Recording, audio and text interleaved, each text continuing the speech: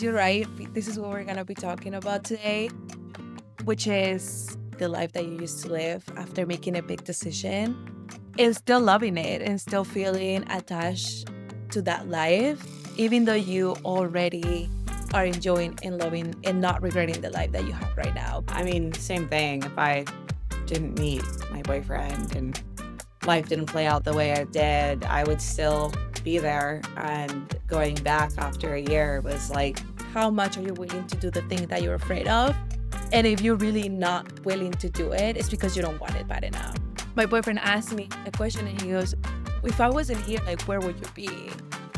And my mind immediately went, I was dreading it, but oh. kind of relates to what we were going to talk about today anyways, which was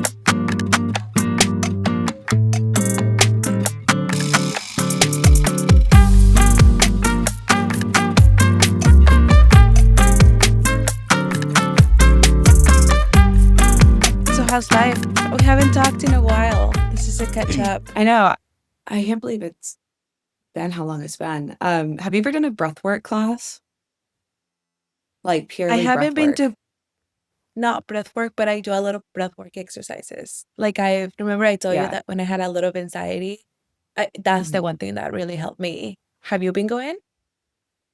Me and my boyfriend just did a breathwork class together yesterday. So I do want to try to implement it into my everyday. He asked me afterwards what I thought of it.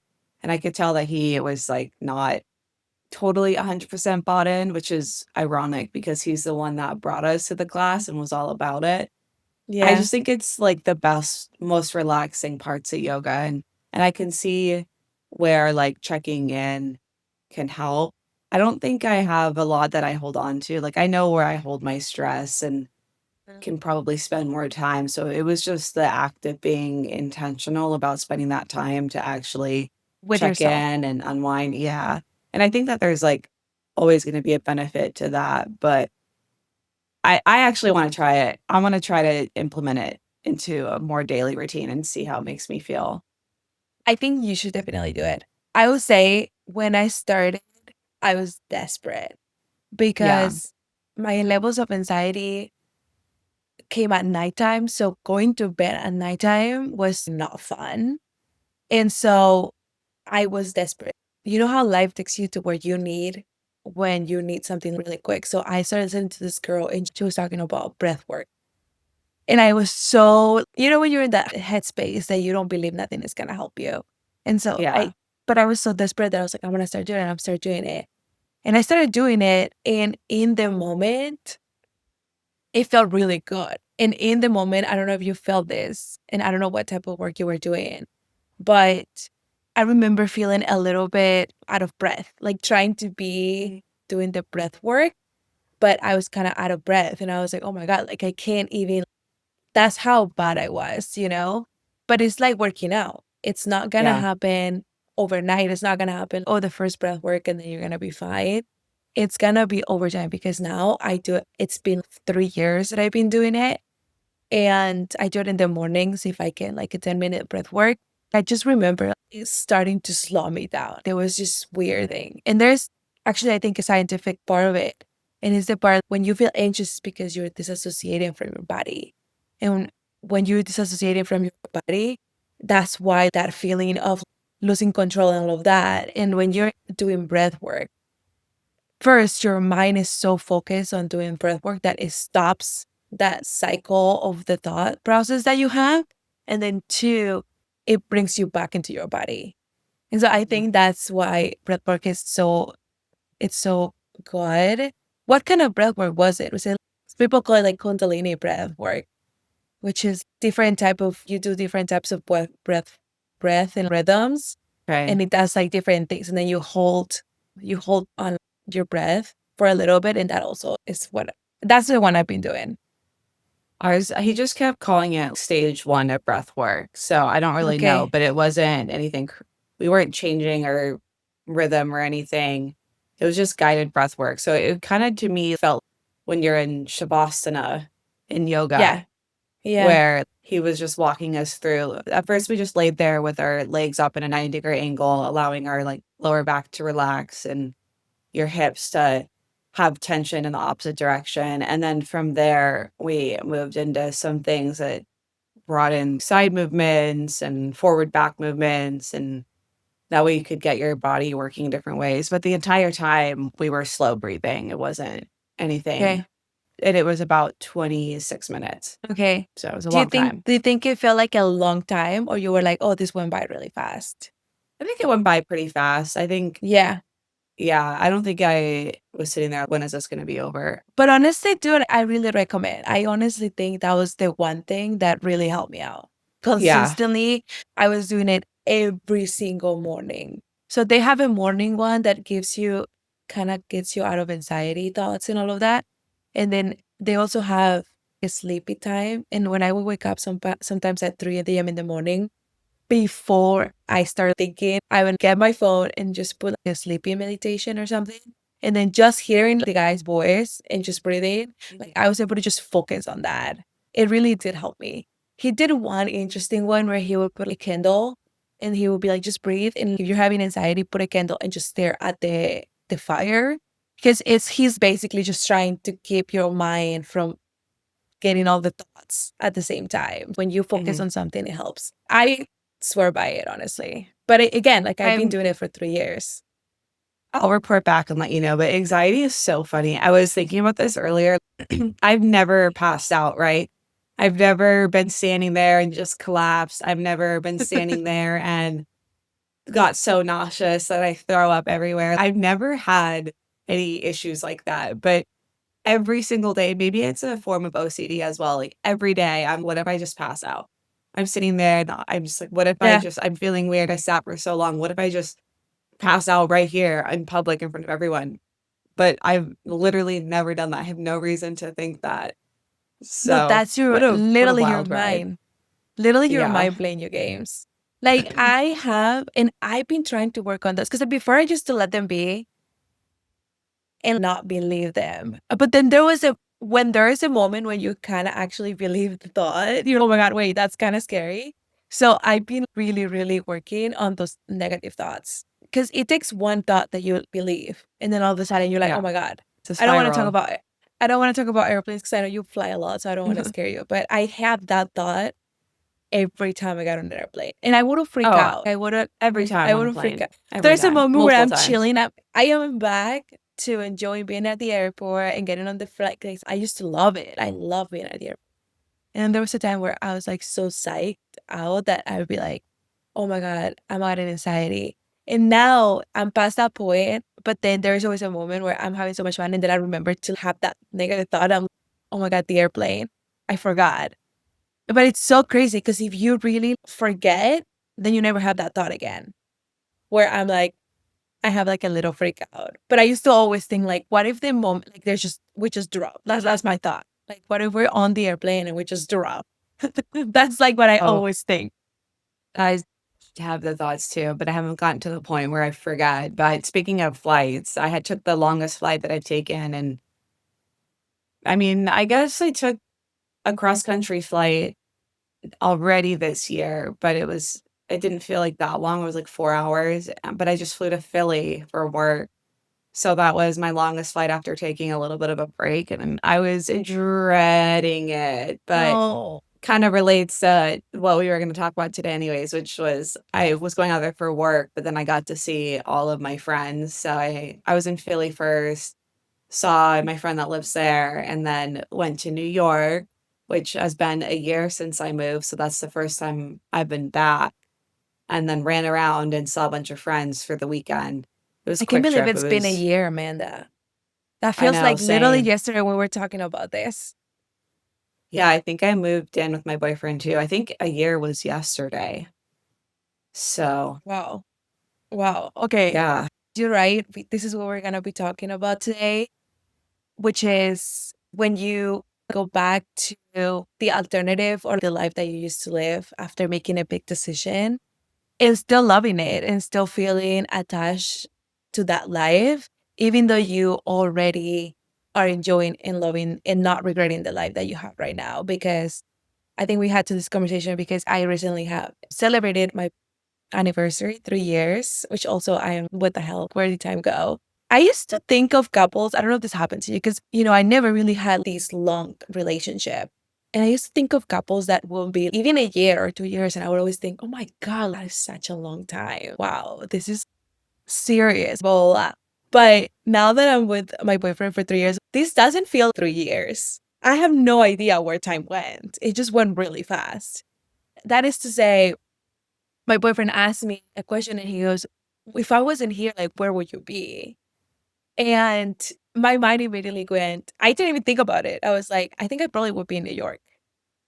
I would have probably moved to New York at some point and then just be living in New York right now.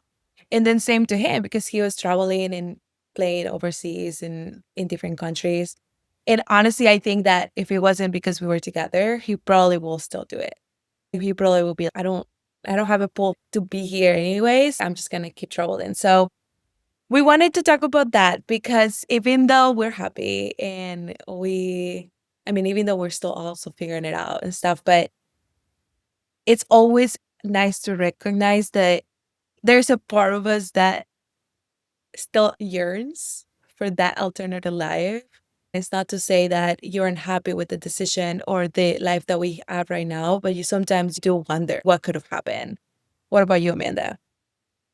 Yeah, I almost was describing it as, like, grieving, grieving the life that could have been, Yeah, but, I mean, same thing, if I didn't meet my boyfriend and life didn't play out the way it did, I would still be there, and going back after a year was like I spent a year missing it and missing my friends, and being there, I can see what my life would have continued to be and how it would have been, but at the same time, I'm happy with where my life actually is and how things played out, so I don't it was this weird yes, I miss it, but at the same time, eye-opening in the sense that I just felt more concrete and where I needed to be and where I currently am and things happening the way they did because that was correct for the chapter that I was in, chapter that I am in, actually correction there, but, I mean, I still miss all my friends, it's just different, yeah, and I can't keep up that way, I'm not going out to bars anymore like that, and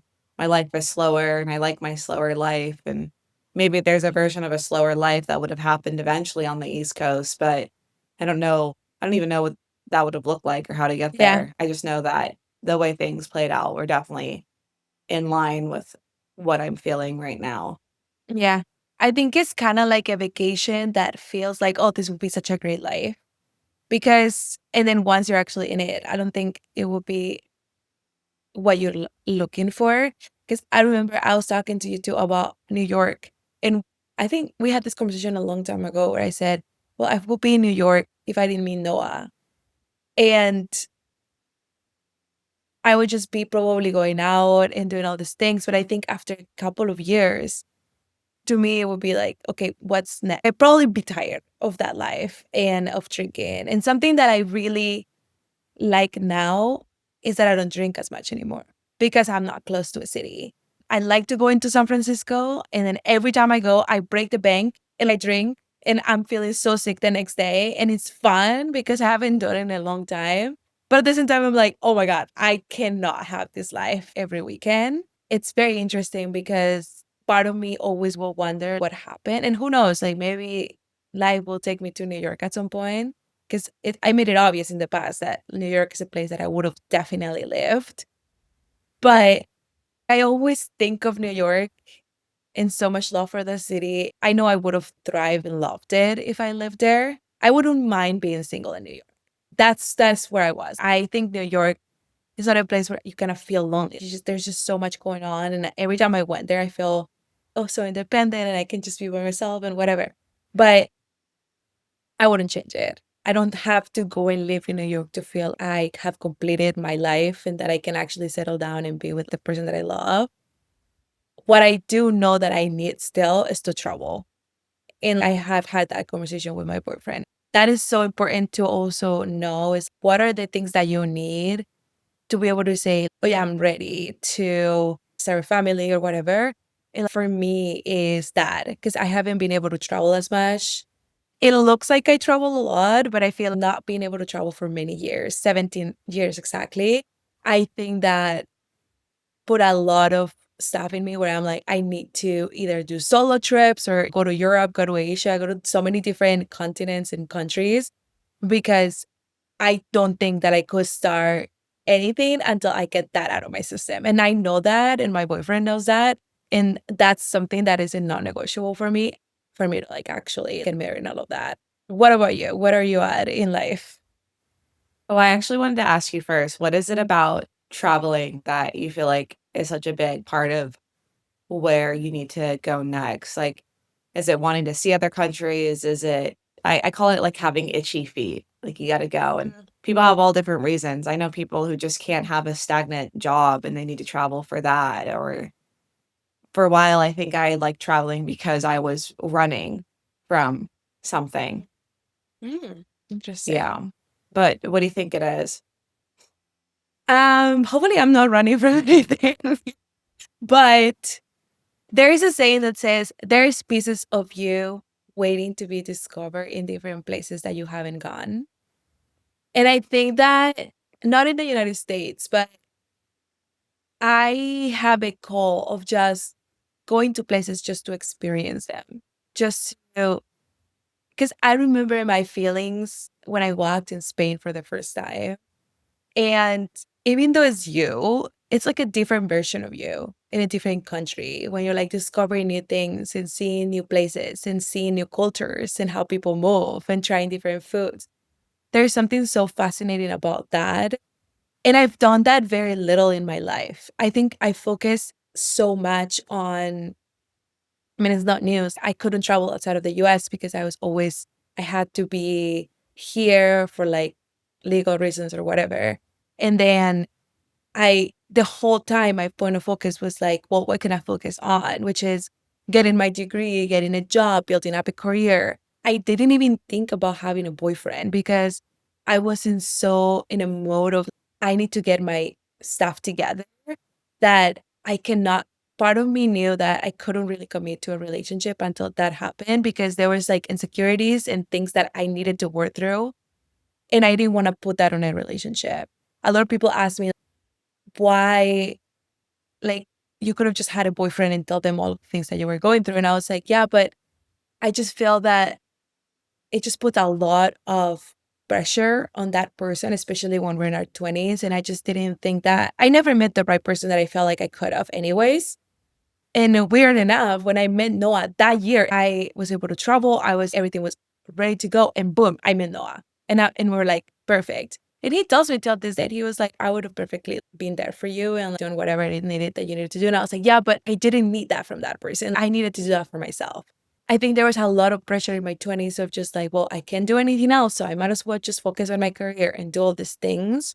Not to sound, this is a therapy sesh, but I feel like at this point in time, and I have told this to a lot of my friends and you, my career is not, I just don't feel that fire in me of, oh my God, like I want to be in the corporate and I want to be marketing director at one point in my life. No, I just couldn't care less. I've done a lot. I've done great. I like where I am in my career now. My main focus is so many other things that I couldn't do for 15 years. And part of me feels I'm missing something. Like I wasn't able to do all these things. It's kind of like you cannot retain it. And now that I'm able to do it, if I'm not able to travel this a year where I can go to a different country, I feel like I'm staying behind. I almost feel I don't have enough time to go and discover the world. I know you guys did, and a lot of our friends, they talk stories about going to Asia and doing a solo trip and doing all those things. And I am not that wild. One of our friends went to Asia by herself for 3 weeks and did all that. And till this day, I don't know how you survive doing that. I would never do that by myself. I can't do a But solo trip. no, It's not for not, me. not to, I would do a solo trip to Italy or even Spain. Yeah. Like I would do something low key, but she went to Asia and she was telling me even the preparation to go to Thailand, she had to take shots 6 months in advance and just do all these things. Some eat, pray, love situation that I was just like, dude, no, I don't know how you did that. I don't think I'm running from something. I probably wouldn't be able to know until I am there.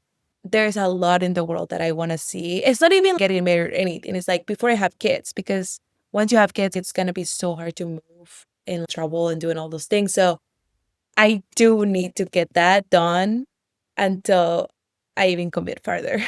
I know that for a fact. I don't know if that answered your question. Went on a Kind tangent. of. I think a little bit, yeah. It sounds like because you didn't get to have those experiences, you still crave them, which is even like related to the whole where do you want to live at what stage in your life thing, right? For me, going back to New York made me realize that I don't still crave living there, but I really wanted to live there before I lived there. And I was there when I Hmm. was single and I was drinking every weekend for like 2 years, I want to say. It might have been a little bit less than that. But I mean, I had fun, but it was slowing down naturally anyways when I met my partner and then going back now and I was just like, I don't know how you guys I literally left the bar and all my friends early. I asked my friend, I was like, "Can I have your keys to go back to your apartment?" I was like, "I'm dying." It was Yeah. like midnight. So, but yeah, I couldn't do a solo travel trip though. But I have You wouldn't do it? no. Because I feel like Italy's, I don't know. I feel like Europe is easy because you can either take trains or airplanes. Like, it's Yeah. so easy. I would never do it in Asia. Yeah. Our I think if friend I was tells still stories. single, maybe I could do it, but You I could do think it. Yeah. now yeah, I think now I'd be worried that I would be too tired and pass out randomly, going back to the health anxiety, but it's just Yeah. also I like shared experiences. Yeah. I've done trips with people who don't really, like, mean a lot to me. They weren't quality friendships or relationships, and I remember I was like, "I would rather live a life poor and unable to do things, but have" and this realization, mind you, was on a ATV or a golf cart or whatever it is, going through Santorini in Greece. So I was currently Living international your in best. a beautiful country. It was a great week, but I did have a realization while we're going through that I would rather not have a lot of money, but know that the quality of my relationships and the love I have is something real than to have all this money and spend it with somebody who I just didn't Didn't care. really feel Yeah. for. Yeah. And that kind of told me a lot. And I've done trips where I looked back and I'm like, I wish that somebody was there. Like I wasn't there with a partner when I saw the Eiffel Tower for the first time. And it's such a romantic thing to do, and I it's such know. Paris is such a romantic city, Yeah. and now, like, me and Damien have to go back and make up for some of those shared experiences because he hasn't seen it, and it's cool because I get to be there for his first, but Yeah. he's not there for mine. Ugh. Yeah. No, I cannot wait to do that because the thing with my boyfriend is that, and Benny makes an Or good morning. appearance. Good morning. Yeah. The thing is, my boyfriend right now, his schedule is going to be crazy for the next few years. And Mhm. so he might have to travel, probably will have to travel out of the country. And I tell him, I'm gonna meet you there. I'm coming because Yeah, you should. whatever it is, yeah. But the thing is, like, he's gonna travel, but he's gonna have to be working the whole time. So it's gonna be interesting. But Okay, I'm it's a already free telling him, hotel like, for you. yeah. And then, no, I love it. And then we can meet for meals or whatever. Yeah, it'll still be But I was gonna say that there's just a few countries that I told him we need to go to a few countries. I wanna go to France with him. I wanna go to Greece. He wanted to go to Greece for the longest time. He's just had this thing. And he has so much love for Spain because he lived there a long time. So he's like, we need to go back to Spain. I need to show you my life in Spain. And he's super excited about it. So of course, if I could have traveling with my boyfriend all the time, I would. But the reason why I'm saying that is because I also know that that is something in me. And if he can go, I still need to go. You know what I mean? I'm at that point. And I'll go with friends. I'll go with whoever. I've been texting girls like, hey, you guys, like, will you come with me if I say I want to do this trip? And they're like, yeah, let's go. Even if you want to go. I'll go with whoever. Also, just your girlfriends so on a fun. trip. I love a It's girls' hits trip. different, especially our age, Amanda. Yeah. I can't do a girls' It's trip where we're drinking anymore. We'll put that out there, but I do love a girls' trip. What do you mean a girl's trip over drinking? Like, I'm not gonna be out at the clubs in whatever country kind of girls' trip, but I That's would the thing happily though. have pasta and wine all day No, on a that's the beach with thing. the Like, girls. that's the vibe that I want. I know some of my friends can do it. Some of my friends can still party. Listen, I like take my sombrero off for them because literally they're Mhm. so good. Some of them are really good. And I'm like, you guys can do it. Like, that's amazing. But no, that's my vibe. I want to go. I want to eat the food.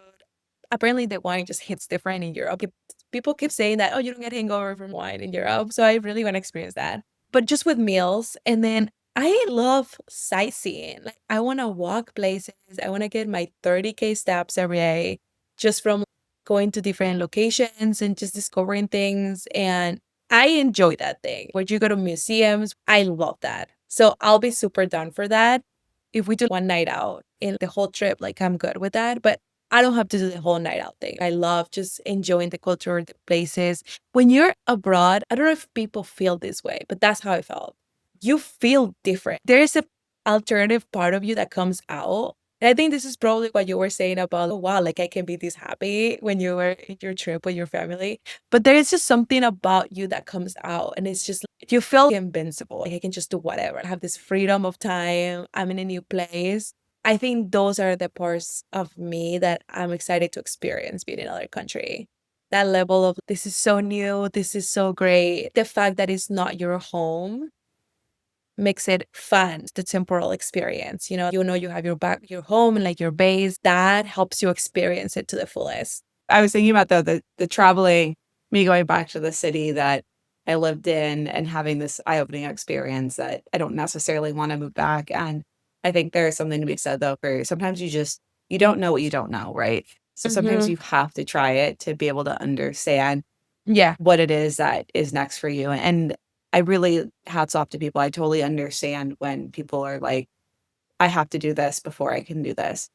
And I think maybe it's easy to be like, "Well, why would you have to end your relationship because you need to go and move to the city or you need to go and travel or whatever it is?" Yeah. But I think there is something to be said for the fact that sometimes you have to try it. It's a Yeah. bug in your head, and you can't get it out until you go and you figure it out. And, like, going back to New York and seeing it kinda quieted my bug of, Oh, good. could I still live here? Just like, Yeah. could I still live here? Should my life eventually come back here? Or what would it look like career-wise? I think I'd be in a different place and friend-wise and just a lot of things. But it quieted that little person that talks to me asking those Yeah. questions because it made me realize that and now I got to see it in a short snapshot of one weekend, and I still appreciate it and love it and will look forward to visits, but I also wanted my partner there, and I miss my dog. So, for me, it was eye-opening in that sense that now I know. Now I know what it feels like to be back. And same thing with, like, doing a solo trip, like, I've never really had that bug, but some people do, and they just need to go and figure out maybe they love it, maybe they hate it. Now, I have friends that have traveled solo and didn't like it. I have so many things to say about this and what you said, but I have one question for you. If your boyfriend was to be able to move back to New York, would you go to live in New York again with your boyfriend? That's a big question. Probably not because people kept asking me while I was there too. They were like, "What would it take for you to move back?" And the response is my entire family would have to move. Like, Yeah. I have roots here that are beyond my relationship, and I'm very close to my family, and that is my family dynamic. I'm grateful for that and fortunate for that. I know that's not everyone's family dynamic, but for me, it is. My brothers are my friends, my parents are my friends, my soon to be sister in law is my friend. And as much as I miss my girlfriends because I believe so strongly in having a strong community and I miss that, I also have a lot to gain by having my family as part of my community because, I mean, they're reliable. I never have to worry. They show up, they know me, they've known Yeah. me, every version of me, and they're still there at my side. So it would take that. No, it's so true. And I love that you said that because, I mean, you said when you move, is the alternative is if I don't like it, I can move back. And you'll always have that possibility, right? Mhm. This is the aftermath of making those big decisions and living through them and then going back to that place. it kind of gives you a reference of the point where you are in life right now.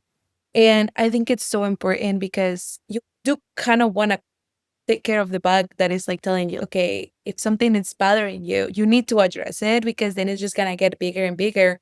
And what if it just takes the trip? It just takes doing the thing that is bugging you. And then you realizing, okay, it's not as bad anymore. Let me just quiet this Mhm. monster out. It's not even a monster. It's just a tiny little voice that is becoming bigger and bigger over time. I like to clarify though, I don't want to travel by myself.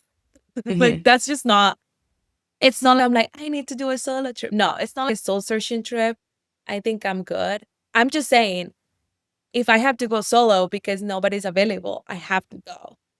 It's like that. It's more so because do I want to be with people? Absolutely. I would love to do that. And another thing that you brought up that made me start thinking about it, people that are like, I would never think of ending my relationship just because I want to travel.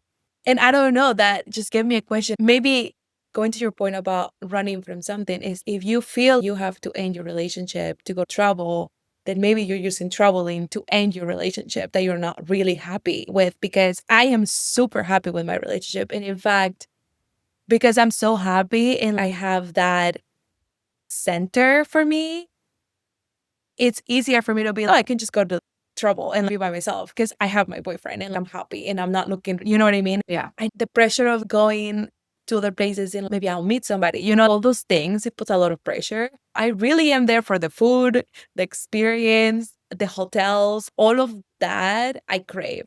The fun and the new places and the new cultures, honestly. That's something that when I went to Spain for the first time, I was like, oh my God, this hits different because first I had my transition when I was 15 and I moved here. I mean, there was no bigger transition than that, moving to the US. But then I forgot what it was like to be put in a completely different environment again. And that happened 15 years later than that. And so I was like, oh my God, people move different. I remember being in Spain and thinking, oh, this is just Latinos, right? People speak Spanish. So yeah, it was great. We all understood each other. But then I had a realization and I was like, no, no, no. Spanish people are Europeans that speak Spanish. They're nothing like Latinos. And it was just so weird for my mind to comprehend because if I speak Spanish to you, then you should be me, right? Like Latinos, it's not like every Latino moves the same, but there are a lot of similarities.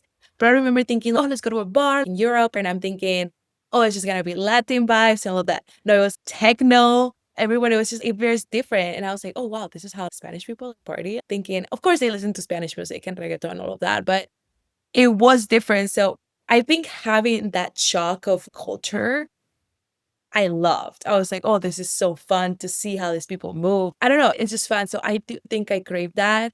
And I said, I do want to experience those things because eventually, when I have kids and I have a family, I would love for them to have that experience that I had.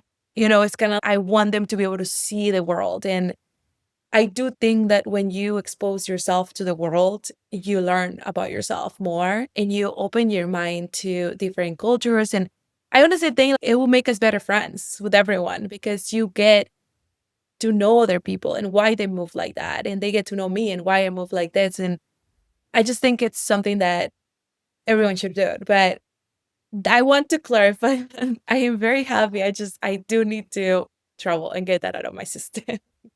Yeah, there's a couple things you said too that I wanted to highlight, which one of them starting off with how you should still go and do those trips even if you don't have the friend or the partner, if your mind is telling you that you need to go and do it, go and make those experiences because it is wonderful. And I also love a culture shock, but I do think that exposure to other cultures and countries and people it makes you a more well-rounded person, and I think that it kind of eliminates judgments. Because to your point, even though it's something as simple as Spanish people listen to Spanish Latino music, and then you realize, "Wait, no, they're actually European." And having that eye-opening realization just makes you a more well-rounded person, and I've been fortunate that I've gotten to do a decent amount of traveling too before I moved to San Diego, which makes Europe way more difficult. Oh, But yeah. I am very grateful for that time, and I think if I didn't do it, I'd probably be sitting here saying something similar to you because before I did it, I really wanted to. I really wanted to study abroad. I really wanted to go to Europe and there's still so many places I wanna do. I definitely have, like, changed my expectations because adulting, it's Mhm. just a little different now, but yeah, I think that to your point too, if you don't have a friend to go, still go. It's still gonna be worth the trip, and maybe you'll love solo travel, maybe you won't, but you won't know until you know. I just think that people will make things happen when they truly care about them.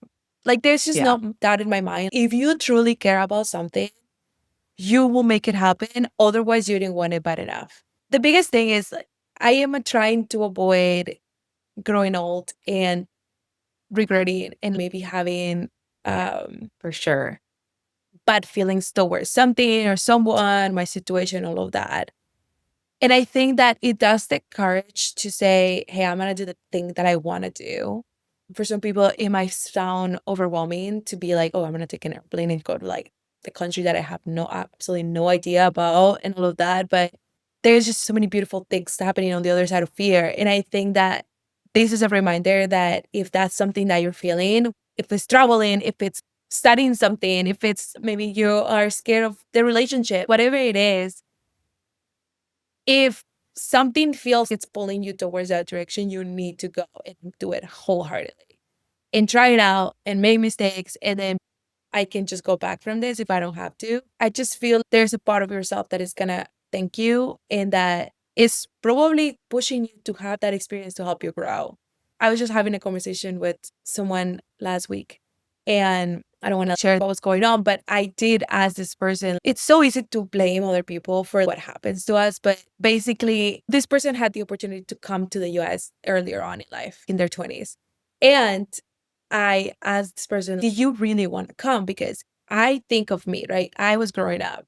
And ever since I have memory, I remember going to airports and being obsessed and being thinking, if somebody tells me you're going on an airplane to the United States at the age of 4, I would have been like, let's go. Like, I don't care. I won't miss my parents. Let's go.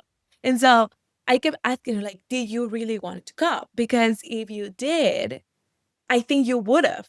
I don't think you would have Mhm. been like, oh no, I'm in a relationship. I think you would have been like, I'm going. Like, I don't care. And so I had to ask this person multiple times, did you really want it to come? And she was like, finally, she was, you know what? Maybe it wasn't like what I was envisioning for myself at the time. And I feel having those realizations are so important because then you kind of let go of those things that are holding you back. Oh, if I would have done it, if I would have done it. But if you wanted to, you probably would have, And so that's the part of me where is if I want to travel, I will do it with friends, without friends, by myself. I don't care to finish that little rant there. I just think that this is a good self discovery thing that you can do. It's how much are you willing to do the thing that you're afraid of? And if you're really not willing to do it, it's because you don't want it bad enough and nothing is gonna stop you from it? So also I love a little solo moment. I feel like I've done snippets of that. I went to New York last year. My brother was there for 2 weeks and he was doing something with his work. So I was just there tagging along. Dude, I would wake up every day. Also, the circumstances were pretty nice though. We were staying in Central Park and I would wake up every day and have breakfast and then just read and then walk in Central Park. And I loved being by myself, just walking around with my thoughts. I just think it's so important to do that too. And it doesn't have to be in a trip. It's just check in with yourself, be with yourself, because I think it's really nice to in a world that is just noise and it's great to have relationships and all of that. But checking in with yourself and being alone, it really makes you feel so different about life and everything. So I'm gonna end my rant there. I do wanna play devil's advocate for a second too, because I think Yeah. sometimes when people talk about things that they wanna do and they don't do it, it's not always because they actually don't wanna do it. Sometimes it's fear. Fear is a Yeah. really big inhibitor. It can be Hmm. really scary to say, I know I have a boyfriend and I know I have my friends here and a house and a job and all of these things, but hey, I wanna go on a solo trip for 2 weeks, and having a partner that is understanding of that and can be patient for that and hold space for you to do so because, that can bring up things for them. Maybe it makes them feel a certain way. But there's so many I have a friend who is taking a leave of absence and solo traveling to India for a month. And I could not imagine doing that partially because of fear. Like, I don't Yeah. know. if I Mm. could take a leave of absence and come Ooh. back to a job and have that Yeah. lack of stability. Yeah. And so, like, that's somebody who is obviously going against whatever mind that sound is in your mind that's telling you to be fearful. She's not listening to it. She's saying, I'm Yeah. going to go do it. So I think that that's another component to people not always doing the things that they put out there. But if you talk about it enough, I think things happen just Yeah. naturally. Yeah. And So, or you I make wanna peace with it. I always thought growing up, did you look at adults? I don't know. I always had those thoughts. Sometimes you look at some lives and everyone has their own journey, but sometimes I always wonder, what did it take to get you here? Would you hear some people and they're not happy where they're at in life and they're adults, right? I remember growing up and seeing that normal, it's adulting, whatever. And then as I go through the adulting process, I keep thinking, what would it take for me to get there? What would it take for me to get in that headspace and that mindset to live that type of life where I am not really happy. And maybe they're happy, but maybe, this is just a kid thinking about when somebody's complaining about their lives, right? And I do think that, to your point, fear is the biggest thing. And I think our generation gets it easier because I think we grew up thinking, oh, we can do anything and we can really just do it and go for it.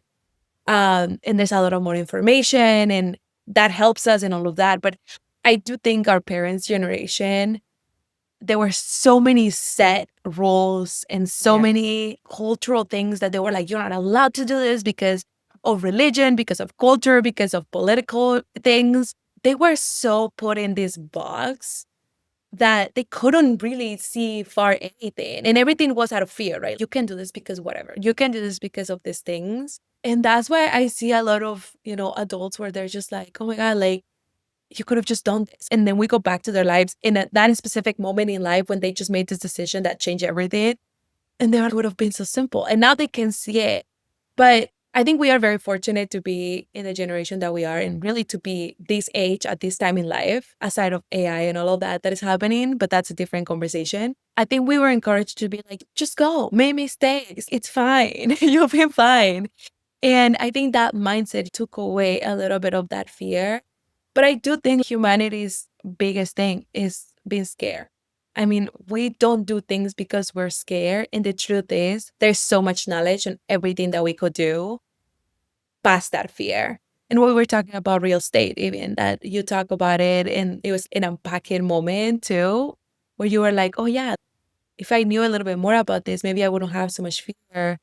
And maybe the things that are taboo and that people don't talk about, they're not as bad. And like it gives you a bigger space to make a decision from rather than, no, this is very unattainable and I can't do it. Right. So, and this is why we want to bring these conversations because we want to talk about the things that people don't talk about that can just break those things down and maybe help somebody who is feeling that type of way and maybe is feeling overwhelmed because all of this, when it comes at once, can be a lot. So Yeah, it is a lot. this is where we wrap up. Today was a lot of things, but we just really wanted to have that conversation about the aftermath of those transitions. It's not like the happy ending and oh, you move with your boyfriend and the end and nothing happens and like we don't know what happened after that end of the movie. Like there's a lot of things that you have to experience after that and this is the life after. And I love that you were able to go back and kind of get that little voice quiet down that like was in there with you.